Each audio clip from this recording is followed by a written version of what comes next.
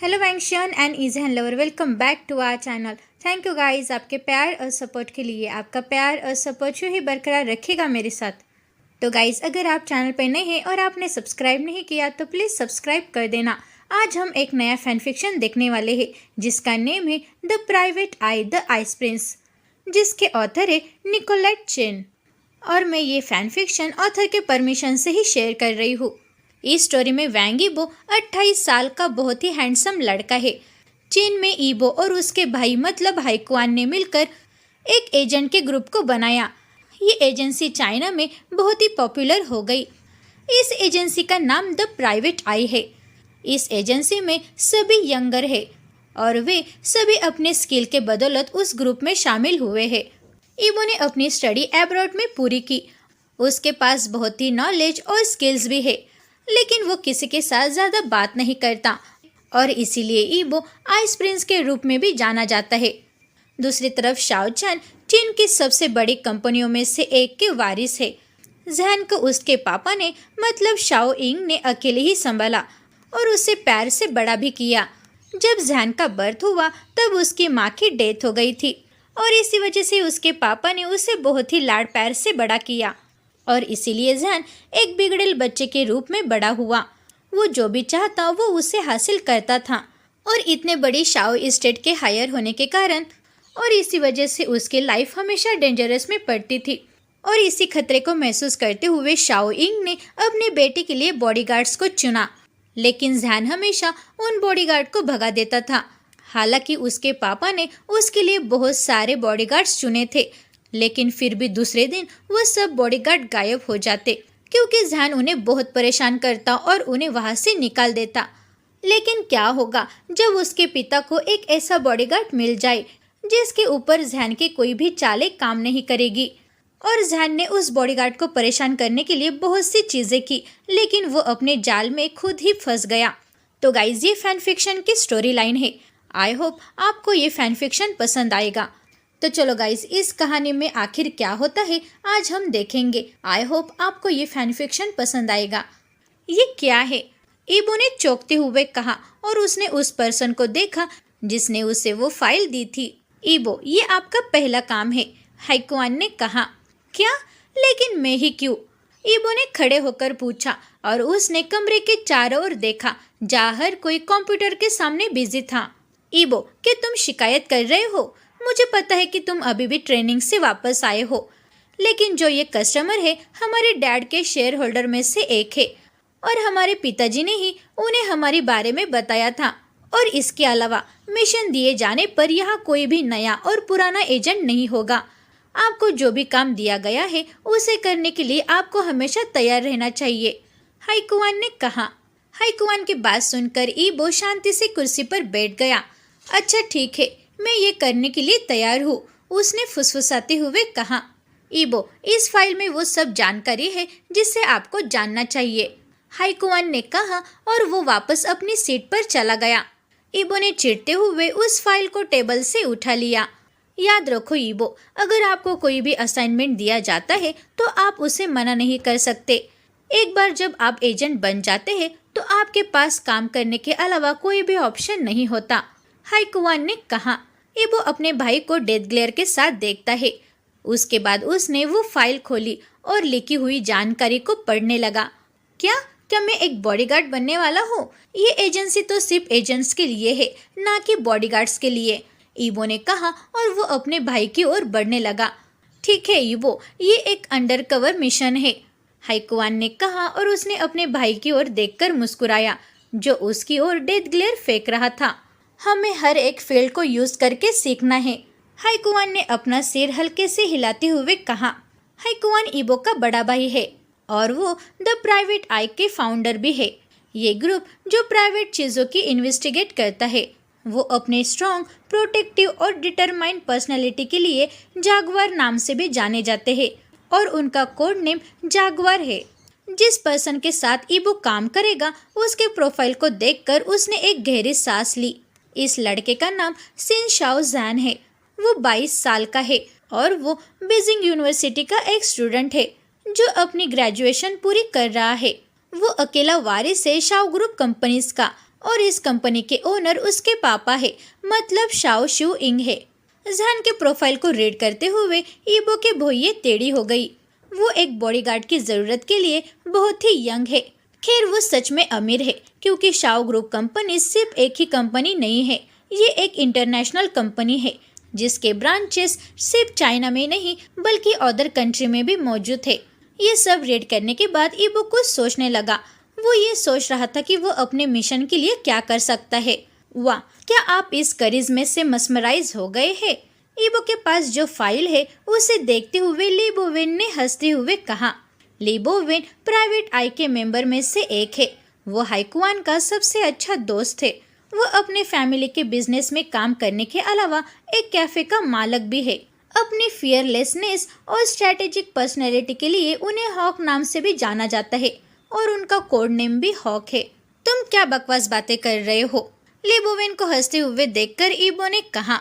Bowen, ice Prince के खून को उबलने मत दो, हाओ शुआन ने अंदर घुसकर मुस्कुराते हुए कहा, जबकि उसकी आंखें अभी भी कंप्यूटर पर थी।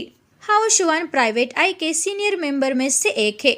हाइकुआन, ली बोवेन और हाओ शुआन ग्रुप के पहले 3 मेंबर है।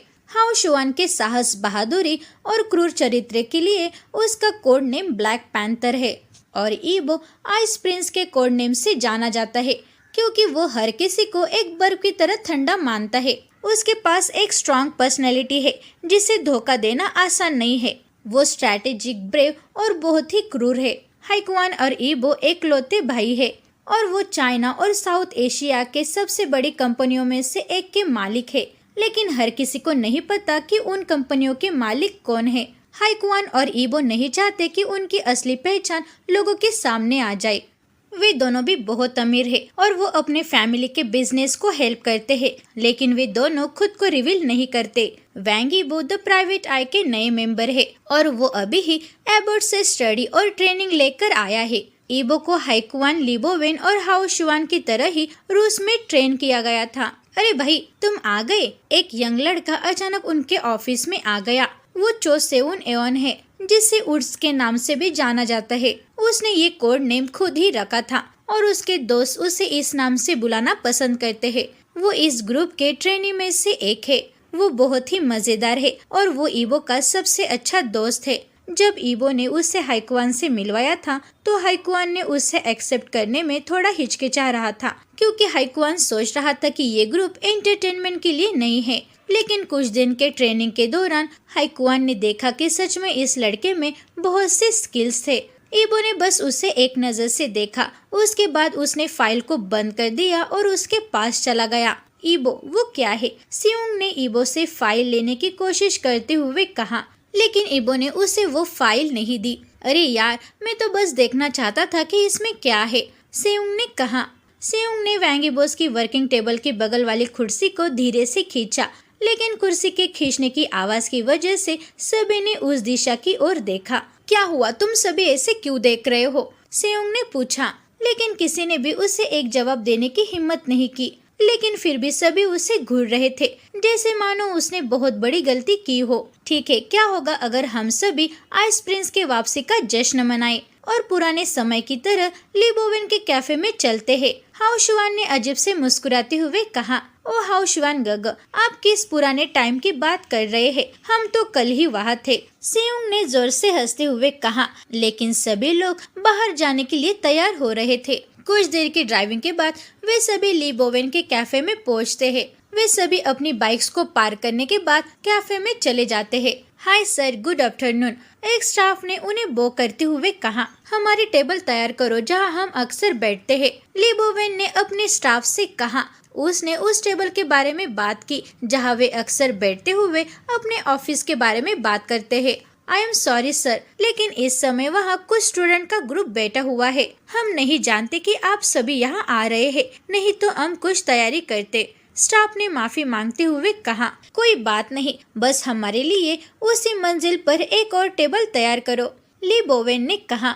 उस स्टाफ ने सिर हिलाया और उन सभी को सेकंड फ्लोर पर ले गया। ली बोवेन के कैफे के सेकंड फ्लोर पे, जहां कस्टमर को कुछ प्राइवेसी देने के लिए टेबल्स को वॉल के जरिए डिवाइड किया गया है। ये डिवाइडर क्यूबिकल की तरह दिखता है। सर इस तरफ। वो स्टाफ उन्हें एक कोने की ओर ले गया जहाँ एक टेबल खाली था और वहाँ ज्यादा कस्टमर भी नहीं थे और उस टेबल के पास एक ग्लास की वॉल थी जिसके जरिए आप बाहर का नजारा भी देख सकते हैं। वो सभी मेज पर बैठने के बाद वो स्टाफ वहाँ से चला गया। तो तुम लोग क्या ऑर्डर करने वाले हो?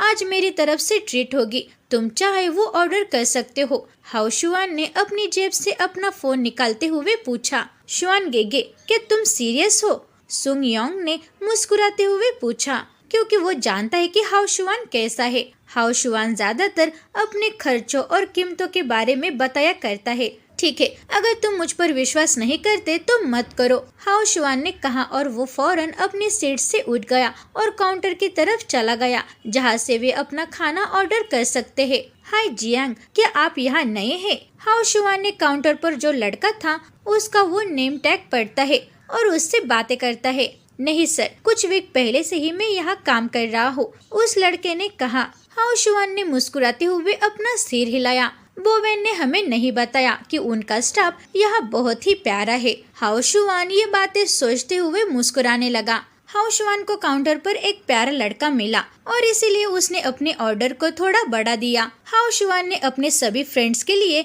कॉफी, केक, मफिन और स्लाइस का ऑर्डर दिया। ऑर्डर देने के बाद हाउ शुआन अपने टेबल की ओर जाने लगा। हाउ शुआन स्टूडेंट के एक ग्रुप की टेबल के पास से गुजरता है। कुछ स्टूडेंट अपने स्नैक्स खाते हुए कॉलेज का काम कर रहे थे। उस स्टूडेंट के टेबल पर तो आज से तुम्हारे पास कोई भी बॉडीगार्ड नहीं है, एक लड़के ने अपने सामने वाले लड़के से पूछा। हाँ, मेरे पास आज बॉडीगार्ड्स नहीं है, उस लड़के ने लैपटॉप से अपनी आंखें हटाए बिना जवाब दिया। तो तुम अब से फ्री हो, लेकिन मुझे नहीं लगता कि चाचा इसे जाने देंगे। वो फिर से आपके लिए एक नया बॉडीगार्ड सर्च करेंगे, उस लड़के ने कहा। जो भी हो, मैं उस बॉडीगार्ड को फिर से भगा दूंगा, चाहे वो कोई भी हो। कुछ साल पहले उस घटना की वजह से पिताजी बहुत ही पागल हो गए हैं और वो हमेशा मेरे लिए बॉडीगार्ड ही सर्च करते हैं, उस लड़के ने कुर्सी पर पीछे झुकते हुए कहा। मैं सोच रही हूँ कि आपके बॉडीगार्ड के रूप में रिजाइन करने वाला अगला अनलकी पर्सन कौन होगा, सामने वाली लड़की ने कहा और वो हंसते हुए उससे चिढ़ाने लगी। मेंग जेई, क्या तुम थोड़ी देर के लिए शांत नहीं रहोगे? जहन ने चिढ़ते हुए कहा। ये मेंग जेई है, वो यूनिवर्सिटी में एडमिशन लेने के बाद से जहन के दोस्तों में से एक हो गई। वे एक ही कोर्स कर रहे हैं, बिजनेस एडमिनिस्ट्रेशन एंड मैनेजमेंट। वो चीन में शाओ ग्रुप ऑफ कंपनीज के बिजनेस पार्टनर में से एक की बेटी है। शाओजान की तरह ही उसके माता पिता ने भी उसे ये कोर्स लेने के लिए फोर्स किया ताकि वो आगे चलकर उनके बिजनेस को संभाल सके और समय आते ही वो अपना बिजनेस हैंडल कर सके। जैन मेंग जेई ने उसे पेट नेम से बुलाया और उसने उसे एक बच्चे की तरह आवाज दी। क्या तुमने मुझे क्या कहा? जहन ने कहा। मेंग जेई अपनी हंसी को कंट्रोल नहीं कर पाई क्योंकि वो जानती थी कि जहन को अपने पेट नेम से बुलाना अच्छा नहीं लगता, क्योंकि वो जानती थी कि जहन को अपने पेट नेम पसंद नहीं है। जहन ने उन्हें बताया भी था कि उसे ये नेम बिल्कुल भी पसंद नहीं है और उसने बचपन में भी कभी कभी जिद करके इसे रोकने की कोशिश की, लेकिन फिर भी उसके पिता उसे इसी नाम से बुलाते हैं। जहन ने उसे देखते हुए अपना सिर हिलाया और फिर से अपने लैपटॉप की ओर देखा और वो अभी जो कर रहा था उसे उसने जारी रखा। जहन, मैं अपनी कार से कुछ लेने के लिए थोड़ी देर के लिए नीचे जा रहा हूँ। जहन के बगल में बैठने वाले पर्सन वैंग शो चेंग ने नीचे जाने के लिए खड़े होते हुए कहा। ये वैंग शो चेंग है, जहन का चचेरा भाई। इनकी माताएं सगी बहनें थी और चेंग और जहन भी एक दूसरे से भाई भाई की तरह बिहेव करते हैं और चेंग जहन का बहुत ही ख्याल रखता है क्योंकि जहन बिजनेसमैन शाओ शू इंग का इकलौता बेटा है। चेंग की सबसे बड़ी बहन शुआनलू है जिसकी शादी काओ यूचन के साथ हो गई और उनका एक 12 साल का लड़का है जिसका नेम पेक्सिन है। दूसरी टेबल पर द प्राइवेट आई के मेंबर बैठे हुए अपने ट्रीट को एंजॉय कर रहे थे। तभी अचानक हाईकुआन का फोन बजने लगा। सॉरी एवरीवन, ये कॉल मेरे लिए बहुत ही इम्पोर्टेंट है और मुझे ये अटेंड करना ही होगा, हाईकुआन ने कहा और वो कॉल रिसीव करने के लिए एक शांत जगह की तलाश करते हुए नीचे गया। हाईकुआन फोन पर बातें करते हुए कैफे से बाहर जाने लगा।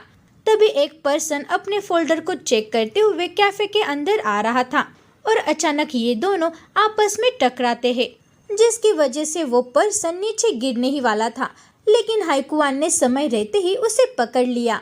हालांकि हाइकुआन उस पर्सन को नीचे गिरने से बचाने में सक्सेस रहा, लेकिन उस पर्सन के हाथ में से सभी कागज जमीन पर गिर गए। हाइकुआन और उस पर्सन की आंखें कुछ सेकंड के लिए एक दूसरे से मिली, लेकिन दूसरा पर्सन जल्दी से अपने होश में वापस आ गया और उसने हाइकुआन को धक्का दिया और फर्श पर बिखरे हुए सभी कागजात के लिए एक स्टाफ ने उसकी हेल्प की। जाने से पहले उस पर्सन ने हाइकुआन की तरफ एक डेथ ग्लेयर फेंक दी। ओ, कोई गलती से मुझसे टकरा गया, हाइकुआन ने कॉल पर मौजूद दूसरे पर्सन को कहा और हंसने लगा। नहीं नहीं, ये लड़की नहीं थी बल्कि एक टाइगर था, हाइकुआन ने हंसते हुए जवाब दिया। हाइकुआन ने उस टाइम की इमेजिनेशन की जिस टाइम उस पर्सन ने उसे डेथ ग्लेयर दिया था, लेकिन हाइकुआन ने उसकी उस गुर्राती हुई आभा के पीछे छिपे हुए खूबसूरती को देखा और कॉल पर मौजूद लड़के ने हाइकुआन को चिढ़ाते हुए जोर से हंसने लगा। तो गाइस, आपको आज का पार्ट कैसा लगा? Thank you very much guys video देखने के लिए। अगर आप चैनल पर नए हैं और आपने सब्सक्राइब नहीं किया तो प्लीज़ सब्सक्राइब कर देना, वीडियो को लाइक करो और शेयर करो और मुझे कमेंट में ये ज़रूर बताना कि आपको आज का पार्ट कैसा लगा। Thank you guys.